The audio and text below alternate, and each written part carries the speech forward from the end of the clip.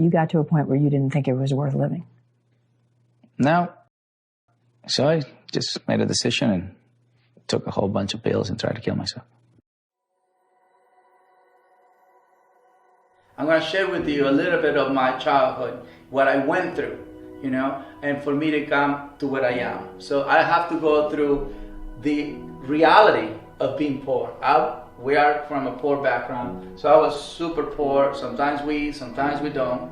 I was a farm boy and I was a dog boy. And the dog boy was actually el perrero, which in Mexico, el perrero, it wasn't something positive. It wasn't something that you should celebrate. It was a kid that smells like dog, that has fleas or ticks. That's their perception. So I went through that in my childhood, right? Because dogs were following me. I didn't know why, but dogs followed me. So people would go after me just because dogs would follow me, saying mean things to me. Then in my adolescent stage, dogs still follow me. I was still being called el perrero. I was not hip at all, and I was not popular at all. So I got to jump the border. My dad gave me $100 as his life saving. Wow. And so I ended up giving it to the coyote guide. And after that, I was homeless for 2 months. I was homeless. I didn't have a place to live. So I lived in the street for 2 months. And then I speak no English. But it got better. It got better because I stayed focused on what I really wanted for me to happen. I wanted to be the best dog trainer in the world. I was 13 years old when I told my mom, "Mom, you think I can be the best dog trainer in the world?" And she believed in me and she says, "Yes, you can be whatever you want." And that's really what we need to attach ourselves. Not what somebody else might see on us, all the negativity that they want us to pay attention to. Yes, I was poor, but not from the heart, not from the mind, right? The money, fame, and power only exist in the intellectual world. So I can be happy with or without money. I already mastered how not to have money. I was poor my whole entire childhood and adolescent stage. Of course, I mastered that. Do I feel bad about it? No, I feel great. Because I can say I mastered poverty. You know what I mean? Yeah. And most people who make money and then lose money and then they get depressed because they have never experienced to be happy without money, fame, and power. So I'd rather know how I feel than know how much money I have. So that's how I'm going to guarantee myself that I will never choose suicide. I lost my feeling. I lost what I treasured the most. So I gave my influence to the outside world. And you own your world. Every step you do is yours. You need to believe in yourself and you need somebody to believe in you.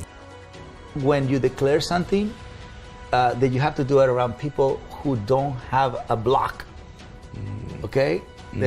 Who their belief in you is 100%, love to you is 100%, and there is no negativity. Miracles do exist, but you have to do it with a group of people that are at your level. The only way you can cross from one place to another place on a rope is because you focus. Just look at the people that cross from one tower to another tower on a rope. And the only reason why they can do it is because they focus. Really, the deep side of you is the soul, the spirit, and the heart, where passion lives. That is really what we have to always connect. Yeah. And everything else is, secondary. You understand? So most of the time, people can accept the fact they don't have enough money, so they postpone happiness, or they don't feel good enough. That means I have to work on my appearance. I don't accept myself as who I am. So they're not happy with themselves. Therefore, they don't love themselves. And that becomes shameful. So what I did is I got hold of the people that believed in me. And that was very important and that was very important to me. I don't like to use the word success, but I just like to use the word I accomplished something because I believed in me, because everybody has a gift. I don't think I'm the only human in the world that has a gift. Everybody has their own special gift. So I just want to let you know, that sometimes when somebody sees something different in you, it's actually a gift. It's a gift that they don't have. Whatever that gift might be, they don't have it. And they don't know how to deal with it. They don't know. Sometimes if you're happy, they will go after you because you're happy. So in the meantime, if there's no humans around that want to support your uniqueness, your your gift, you can always count on somebody that I personally count on, and that is dogs. Because one thing about the dogs don't do is they don't judge. They just accept you as who you are and the gifts you have, right? But you need to accept yourself first, because that automatically creates a space of freedom. Freedom.